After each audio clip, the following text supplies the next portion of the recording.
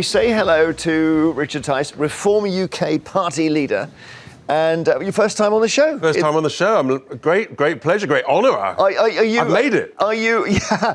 Are you? Does this mean you're now electioneering? Are you on election footing? Well, we'll be ready whenever there is a general election. There will be one this year for certain. We think it'll be in the autumn. If you're the Prime Minister with all the prestige that goes with that, why would you give up a job early when you know you're going to lose and lose badly? So yes, we're on election footing. We're getting ready, and onwards and upwards. Do you get annoyed people keep saying, "Where's Farage"? No, not at all, actually. I mean, look, we're going up in the polls. We're now at 13%. And I've been very clear that if Nigel can give some help, the more the better, frankly. We speak weekly. He's our honorary president, and he's got a big decision to make. I think it's the likelihood of him, given the state of the country, everybody knows the country's broken. I think the likelihood of him actually sort of just sitting on the touchlines is the least likely. It's remote. Is it because I saw this last night on Twitter? This is a picture from the Fast Show. I mean, there we go. It's Charlie Higson and Paul Whitehouse. I'm not sure which characters they're playing, but in fact, I'm not sure which the spoof is. There we go. But you don't mind being photographed with him? You don't mind talking about him? We're good friends. Yeah. We work with each other. We've campaigned with each other.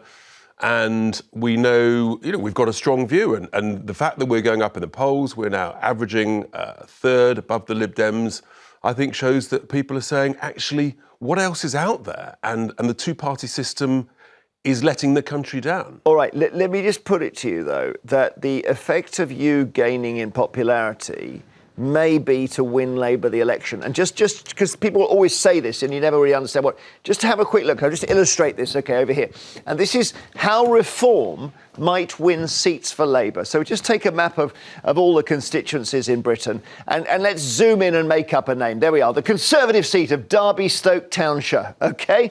What was the result when Boris Johnson led them at the last election? 2019, Conservatives won, 2,000 majority, 23,500, Labour 21,500. Now, from the ceiling drops Reform UK.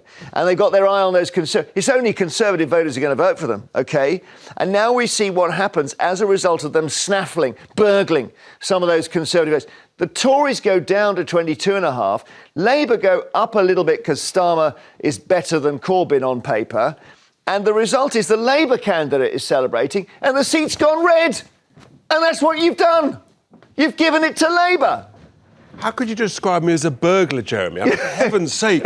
Look, the whole point of democracy is if people got a view as to how the country should be run, you put it out there. We stand in every single seat. And our view is, look, the Tories have had their chance. We stood aside for them in 2019, gave them an 80-seat majority. They've completely blown it. They've messed up. They've broken the country. Frankly, they should now stand aside, if they had any moral decency, and say, we're so sorry, we've messed up, and actually let me take on Keir Starmer. And I tell you, head-to-head, we win 24/7, 7 days a week. Well, I tell you what, I've now got my own theory, which is that because you're going to be so good for Labour, Yasmin's not even speaking because you don't want to argue with him. You want to give him a following win. I absolutely love them. Of course you do. I love them, not because I love Labour very much at the moment. I really don't.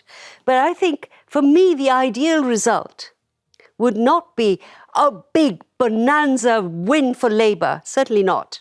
It would be a much more narrow win.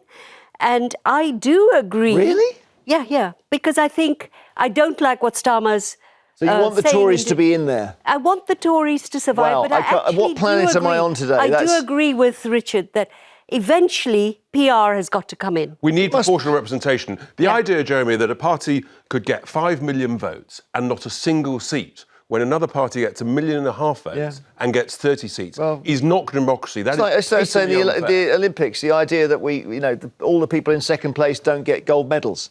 They don't. Yeah, but they get silver medals. It's not a good system. That's the difference. It's not a good system. All right, well, this is not about... But by saying I love his party, people will stop voting for them as well. No, but I was trying to work out why you were silent, and I suddenly worked it out. It's because his party is very bad for the Conservatives. Yes. And your main aim is to crush the Conservatives, right? Yes. OK, so I suddenly thought, why is Yasmin not arguing? And then it came to me. You really like him. Actually, he's quite a lot more personable than you'd think. All right. You know. Do you get... Certainly better than Mr. Farage.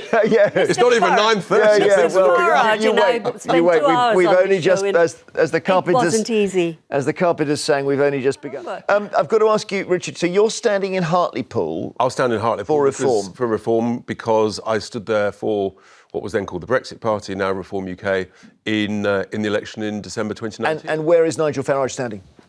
He's got to make a decision as to whether he stands or not. There was an interesting poll out recently said that if he stood in Clacton, he would win it comfortably.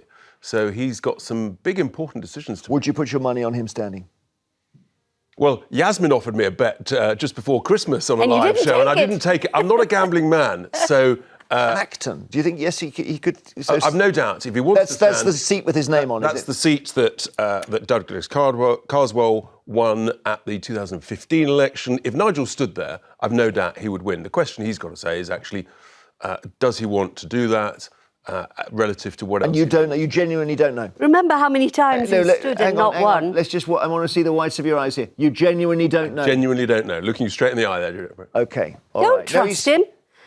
Please. Yasmin! See? Do not trust him. see. These My are word is my- politicians. My word is my bond, But Yasmin. Farage in Clacton, but then he can't go around campaigning around the country. how many I don't times know. has he stood That's the and issue. not You won? get distracted. Yes, okay, right. Let's see. And then after the election, when the Conservatives are down to 150 seats, he then becomes Maximum. Conservative leader. Is that No, right? absolutely, forget that. He won't do that. No, he's been teasing people. He got He's been mobbed like a at the spy Tory in plain conference. sight at the Tory conference. It was excellent. He's our honorary president, and the more help he can give Reform UK, the better.